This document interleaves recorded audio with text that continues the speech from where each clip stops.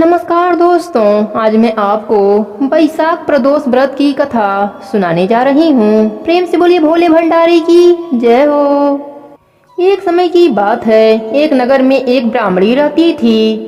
उसका 5 साल का एक पुत्र था। एक दिन ब्राह्मणी के पति मर गए, जिसकी वजह से वह ब्राह्मणी भिक्षा मांगकर किसी तरह अपना जीवन निर्वाह करती थी। वह अपने पुत्र को लेकर सुबह निकलती और रात को घर लौटती। एक दिन उसे विदर्भ देश का राजकुमार मिला, जो अपने पिता के मृत्यु के कारण इधर उधर मारा मारा फिर रहा था। ब्राह्मणी को राजकुमार पर दया आ गई और वह उसे अपने साथ घर लाई। उसे अपने पुत्र के समान ही पालने लगी। एक दिन वह दोनों बालकों को लेकर सांडिल ऋषि के आश्रम में गई। ऋषि से भगवान शंकर के पूजन की विधि जानकर वह प्रदोष का व्रत करने लगी। एक दिन दोनों बालक वन में घूम रहे थे। उन्होंने वहाँ गंधर्व कन्याओं को क्रीड़ा करते देखा। ब्राह्मण कुमार तो घर लौट आया, परंतु राजकुमार अंशुमति नामक गंधर्व कन्या से बात करने लगा। वह देर से घर लौटा। दूसरे दिन भी उसी स्थान पर राजकुमार पहुंच गया। अंशुमति अपने माता पिता के साथ बैठी हुई थी। माता पिता ने राजकुमार से कहा कि भगवान शंकर की आज्ञा से अंशुमति का विवाह तुम्हारे साथ करेंगे। राजकुमार शादी के लिए तैयार हो गया। दोनों का विवाह हो गया। उसने गंधर्व राजा विद्रविक की विशाल सेना लेकर विदर्भ पर अधिकार कर लिया। उसने ब्राह्मणी एवं उसके पुत्र को अपने महल में आदर के साथ रखा। एक दिन अंशुमति राजकुमार से पूछी कि आपका सारा राज्यपाट समाप्त हो गया था, फिर आपको यह सब किस पुण्य के कारण प्राप्त हुआ? आप कृपा करके मुझे बताइए। तब राजकुमार ने कहा, यह सब माता ब्राह्मणी के द्वारा प्रदोष व्रत के फल से प्राप्त हुआ है। अंशुमति ने पूछा, आप लोगों को इस व्रत की महिमा कैसे ज्ञात हुई? तब राजकुमार ने कहा, एक दिन हम सब सांडिल ऋषि के आश्रम में गए। उन्होंने ही बताया कि प्रदोष व्रत करने वाला मनुष्य जिस फल की इच्छा करता है वह सब पूरा हो जाता है। अंशुमति प्रदोष व्रत की महिमा सुनकर प्रदोष व्रत करने लगी, जिसके पुण्य से अंशुमति ने एक सुंदर पुत्र को जन्म दिया और राज्य में रिद्धि सिद्धि का वास हो गया। हे भगवान शंकर, जैसे आपने इन सब पर अपनी कृपा करी, वैसे ही अपने सभी भक्तों पर अपनी कृपा दृष्टि बनाए रखना। कहानी अधूरी हो तो पूरी करना, पूरी हो तो मान रखना। प्रेम से बोली भोले शंकर की जय हो।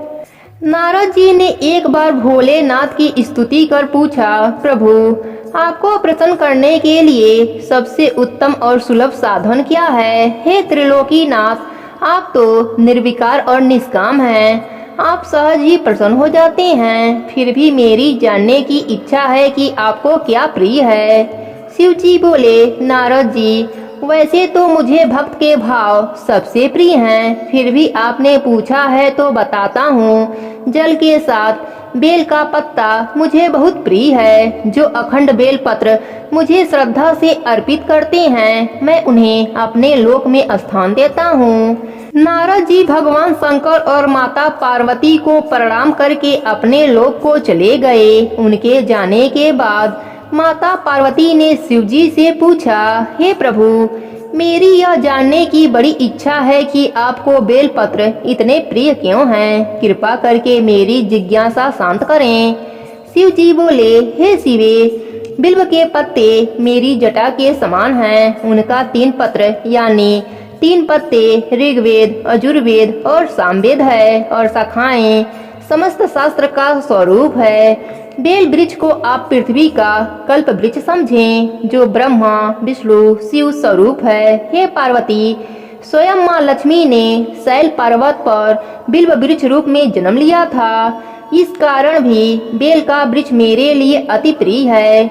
माँ लक्ष्मी ने बिल्व का रूप धरा, यह सुनकर पार्वती जी कौतूहल में पड़ गईं। पार्वती जी कौतूहल से उपजी जिज्ञासा को रोक ना पाईं। उन्होंने पूछा, देवी लक्ष्मी ने आखिर बिल्व वृक्ष का रूप क्यों लिया? आप यह कथा विस्तार से कहिए। भोलेनाथ ने देवी पार्वती को कथा सुनाई। हे देवी, सतयुग में ज्योतिर रूप में मेरे अंश का रामेश्वर लिंग था। ब्रह्मा आदि देवों ने उसका विधिवत पूजन अर्चन किया था। इसका परिणाम यह हुआ कि मेरे अनुग्रह से वाणी देवी सबकी प्रिय हो गईं।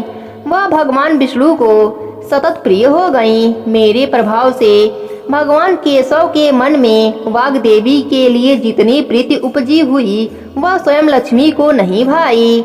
लक्ष्मी देवी का श्री हरि के प्रति मन में कुछ दुराव पैदा हो गया। वह चिंतित और रुष्ट होकर चुपचाप परम उत्तम श्री शैल पर्वत पर चली गईं। वहां ने उन्होंने तप करने का निर्णय लिया और उत्तम स्थान का चयन करने लगीं। माँ लक्ष्मी ने उत्तम स्थान का निश्चय करके मेरे लिंग विग्रह की उग्र तपस्या प्रारंभ कर दिया। उनकी तपस्या कठोरतम होती जा रही थी। हे परमेश्वरी, कुछ समय बाद माँ लक्ष्मी जी ने मेरे लिंग विग्रह से थोड़ा ऊर्ध्व में एक वृक्ष का रूप धारण कर लिया। अपने पत्तों और पुष्प द्वारा निरंतर मेरा पूजन करने लगी। इस तरह माँ लक्ष्मी ने 1 करोड़ वर्ष तक घोर आराधना किया। अंततः उन्हें मेरा अनुग्रह प्राप्त हुआ। मैं वहाँ प्रकट हुआ और देवी से इस घोर तप की आकांक्षा पूछकर वरदान देने को तैयार हुआ। माँ लक्ष्मी ने मांगा कि श्री हरि के हृदय में मेरे प्रभाव से वाग्देवी के लिए जो स्नेह हुआ है वह समाप्त हो जाए।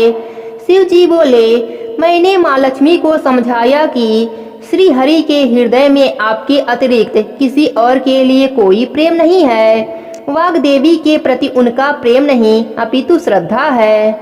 यह सुनकर लक्ष्मी जी प्रसन्न हो गईं और पुनः श्री विष्णु जी के हृदय में स्थिर होकर निरंतर उनके साथ विहार करने लगीं। हे पार्वती, महालक्ष्मी के हृदय का एक बड़ा विकार इस प्रकार दूर हुआ था। इस कारण हरिप्रिया उसी वृक्ष रूप में सर्वदा अतिशय भक्ति से भरकर यत्न पूर्वक मेरी पूजा करने लगी। हे पार्वती, इसी कारण बिल्व का वृक्ष, उसके पत्ते, फल, फूल आदि मुझे बहुत ही प्रिय हैं। मैं निरंजन स्थान में बिल्व वृक्ष का आश्रय लेकर रहता हूँ। हे पार्वती, मेरी इस कथा को जो भी मनुष्य श्रवण करेगा उसके घरों में लक्ष्मी जी का वास हमेशा बना रहेगा और मेरी भी कृपा उन भक्तों पर सदा बनी रहेगी।